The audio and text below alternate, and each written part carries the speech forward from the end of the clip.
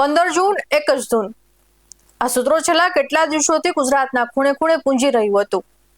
ગુજરાતના ભોળા ખેડૂતોને આશા હતી કે કદાચ 15 જૂનની આ તારીખે તેમના ખેતરો પર પરાણા ઉભા કરી દેવાયેલા વીજપોલના ત્રાસમાંથી મુક્તિ અપાવશે અથવા તો મહેનતની જમીનનું પૂરતું વળતર અપાવશે. પરંતુ શું થયું? 15 જૂન પણ આવીને જતી રહી અને પરિણામ શૂન્ય. ફરી એકવાર ગુજરાતનો આ ભોળો જગતનો તાત રાજકારણના શતરંજમાં દાવામાં મોહરું બનીને રહી ગયો. આજે વાત આ ગંદા રાજકારણી અને છેતરાયેલા ખેડૂતોની કરવી છે. નમસ્કાર દર્શક મિત્રો, આપની સાથે હું છું શ્રદ્ધા અને તમે જોઈ રહ્યા છો BS9 TV ન્યૂઝ.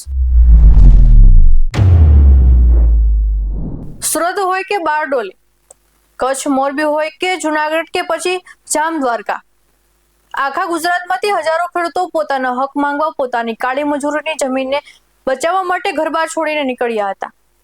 અમદાવાદના શાંતિપુરા સર્કલ સુધી તો આ ખેડૂતો પહોંચી ગયા, પણ ત્યાંથી સત્તાના કેન્દ્ર ગાંધીનગર સુધી પહોંચવા ન દીધા. કેમ? કારણ કે વચમાં રાજકારણ આવી ગયું. જ્યારે ખેડૂતોના આંદોલનમાં રાજકીય પક્ષો અને કહેવાતા નેતાઓ ઘૂસે છે ને, ત્યારે માત્ર ને માત્ર નિર્દોષ ખેડૂતો જ મરે છે. ભૂતકાળ યાદ કરો.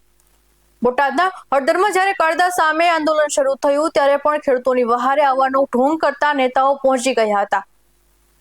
પરિણામ શું આવ્યું? નેતાઓ પબ્લિસિટી ખાઈ ગયા અને ગરીબ ખેડૂતો પર લાઠીઓ વર્ષી. એ કમકમાટી ભર્યા દ્રશ્યો આજે ગુજરાત ભૂલ્યું નથી અને 15 જૂને પણ એ જ ઇતિહાસ પુનરાવર્તન થયું. નેતાઓ માત્ર પોતાની રાજનીતિ ચમકાવવા પહોંચી ગયા અને આંદોલન આડેપાટે ચડી ગયું.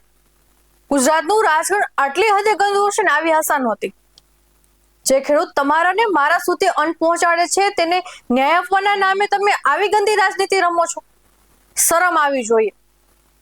અરે ખેડૂત ખેતરમાં લોહી પરસેવો પાડે છે ત્યારે જઈને તમારી અને મારી થાળીમાં અન્નનો કોળિયો આવે છે. સૌનું પેટ ભરનારને અન્નનો કોળિયો દેનાર, ધૂળમાં નાખી ધાર ને ઢૂળને ઓળતો આ તાત, અનંત છે દાતારીમાં એ આ તાત, પ્રભુ પછી પૂજનીય બીજી છે આ નાત. જ્યારે થતી હોય કોઈની દિલદરીની વાત ત્યારે યાદ આવે જગતનો તાત. અમે જ્યારે ગ્રાઉન્ડ ઝીરો પર જઈને આ પીડિત ખેડૂતો સાથે વાત કરી ત્યારે એમની વેદના સાંભળીને કાળજું કંપી ઉઠે તેવી હતી. હવે તો આ એક જ ઉપાય છે કે આ ખેતરમાં જે ખાડા ગાયરા ને એમાં અમે એને જીવતા સમાધિ લઈ લઈએ અથવા તો કબ્રસ્તાનની જેમ અમે હુઈ જઈએ.